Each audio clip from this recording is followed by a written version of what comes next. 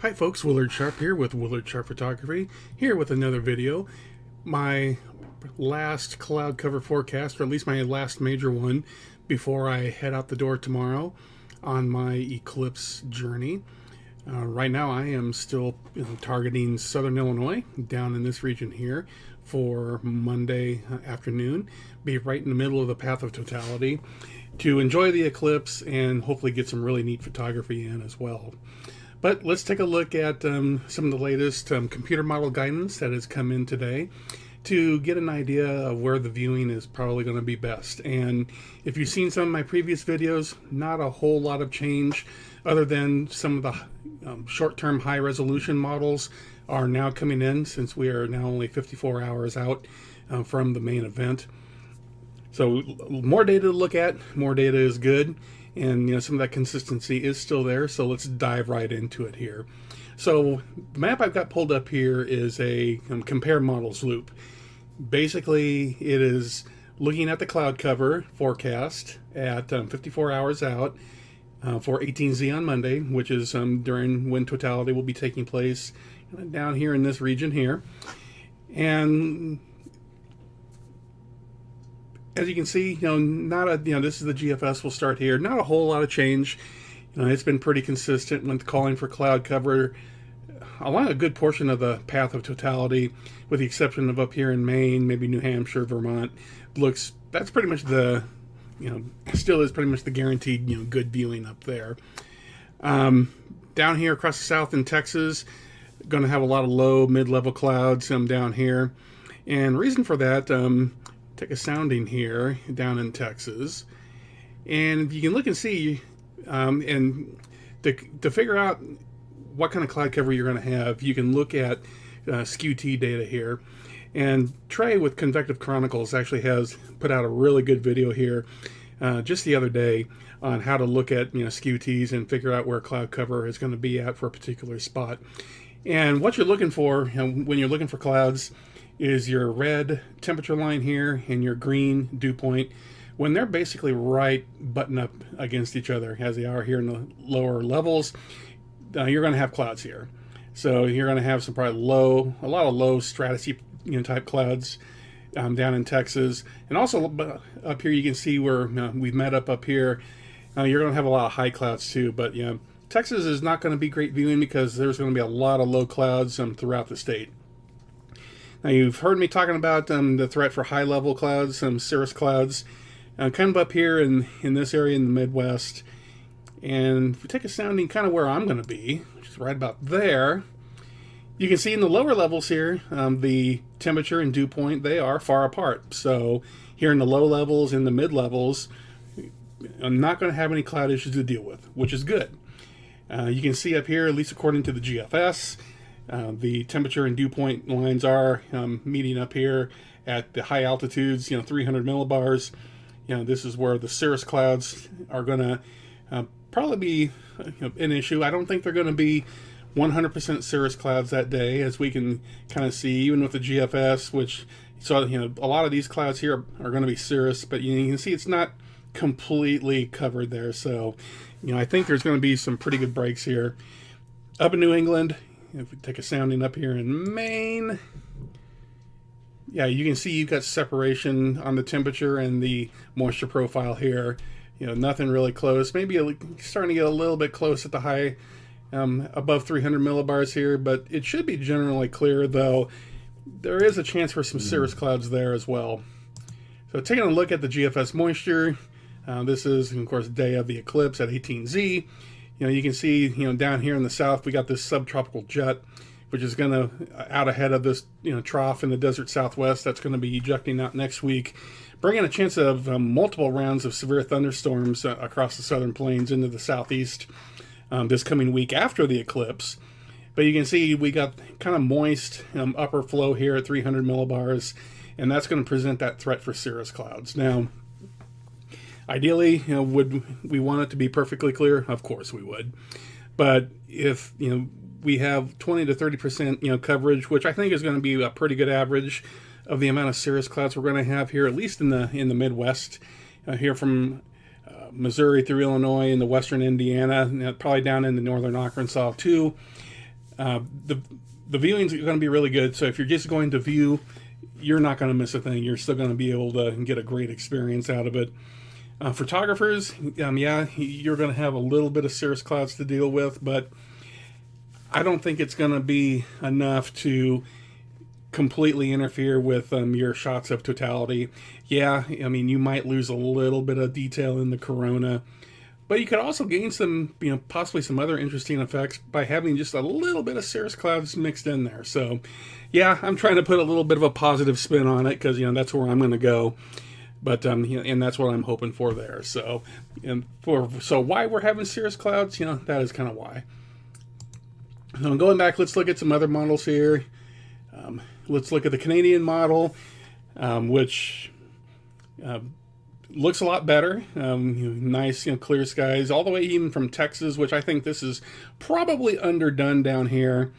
But still through the northern Arkansas, through Missouri, Illinois, western Indiana, looks pretty good. If we take a sounding here, kind of where I'm going to be at in Illinois, on the Canadian, yeah, overall pretty good. I mean, it does hint at moisture up here where the cirrus clouds are going to be. The Canadian models tend to underdo the moisture at these higher elevations a little bit, whereas I think the GFS and even the European model, they might be slightly more aggressive on the moisture. So as you look at these models over time, you start figuring out kind of what their biases are. And Canadian definitely has a dry bias at 300 to 200 millibars. So let's look at some other models. Let's look at the European model that came in this morning, and very similar to the GFS. It shows broken. These are probably going to be broken cirrus clouds here in the Midwest. Thicker cloud cover down here. Let's take a sounding down here in Texas. There it is. Yeah, you got low level moisture here, and then a lot of mid to upper level moisture. So yeah, a lot of cloud cover down there. Let's take a sounding here from where I'm going to be at in Illinois. And yep, dry low to mid levels with some moisture here at the 300 millibar level. And then of course New England here looks pretty dry. Yep, that's about as good of a sounding as you can get for having cloud-free skies right there. So let's look at a few others. The HRRR, one of the short-range convective models. Again, showing lots of low clouds down here. These are going to be higher level clouds. Let's take a sounding here in Illinois. Even though it says it's 100%, again, I don't think it's going to be. Yep, kind of there in that cirrus level. Moisture up there. Let's look at the RDPS. This is a short-term Canadian model. And yep, you can see, actually, yep, RPDS is short-term Canadian. Again, looking pretty favorable here in the Midwest. A few splotches of clouds, so really not too bad. Look at the North American model. I think this might be a more realistic view of what's going to happen on Monday. Yeah, you got the clouds in Texas. High-level clouds here again from northern Arkansas into Indiana.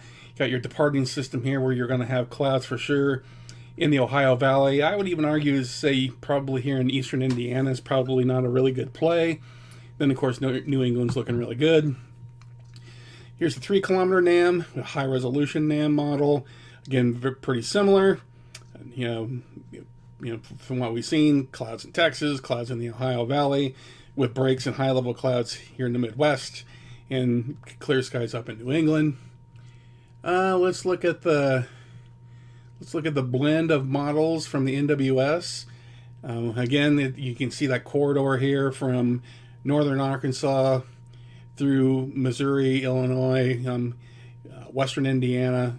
Looking, decent. Again, this is going to be high-level cloud cover up here, with Maine looking pretty much clear, and no-go conditions here in the Ohio Valley into New York, and here in southern Arkansas down into Texas, probably poor viewing quality down there as well. So kind of the bottom line is with the cloud cover forecast, I think we still have another a day and a half or a little less than 2 days now before the event from the making of this video here late Saturday afternoon.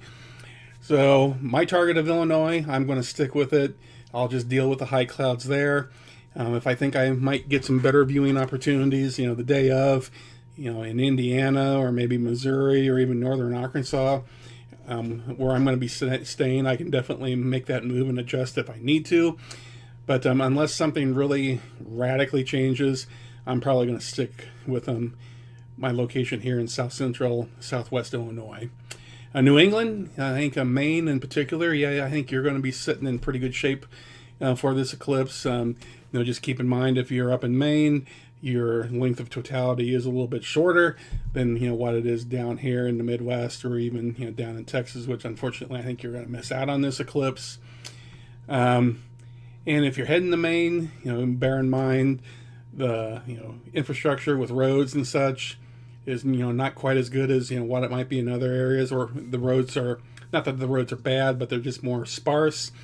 So with a large influx of people heading to Maine, there's probably going to be some logistical issues getting out of that area once the eclipse is all over. So if you are heading to Maine, make sure you're stocked up with food, water, even some extra gasoline for your vehicle, and be prepared for very long traffic delays and possibly even like shortages of food and gasoline in some of the towns. I think that is a distinct possibility.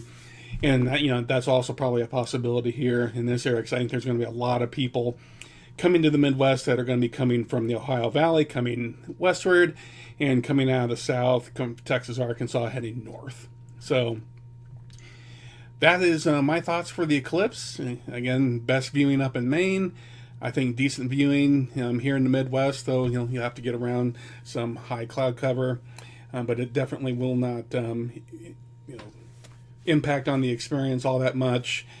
Unfortunately, I think you're out of luck here in the Ohio Valley in New York, and from southern Arkansas into Texas, I think you're out of luck there. So Willard's picks, for the best viewing: Maine, even though New Hampshire, Vermont, but Maine for sure.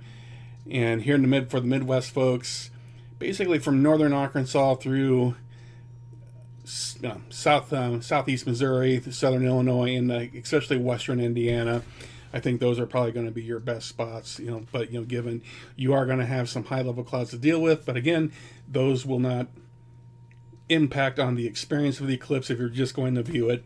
Again, from a photography aspect, you might lose a little bit of fine detail here in the Midwest with when you're shooting the corona, but again, I think you still will be able to do it, especially if you can during totality. If the cirrus clouds that kind of break up and they're not in that area where the sun is, I think you're going to be in pretty good shape. So that's all for now. Have fun, stay safe, enjoy the eclipse. Try to get out and get to it if you can, and also remember too, in the path of totality and anywhere else where the eclipse is going to be a partial eclipse, never look at the sun directly. Wear your solar eclipse glasses. Though during totality, for the folks in the path of totality, take the solar eclipse glasses off. For your photography, take any solar filters off so you can capture that event on your camera and you can see it with your own eyes. So I'm going to be heading out probably tomorrow. So I might make a short video tomorrow morning, but it's possible this might be my last one for this event. If so, have fun, enjoy, stay safe, and just live the experience. Have a great rest of your weekend, and have a great eclipse day.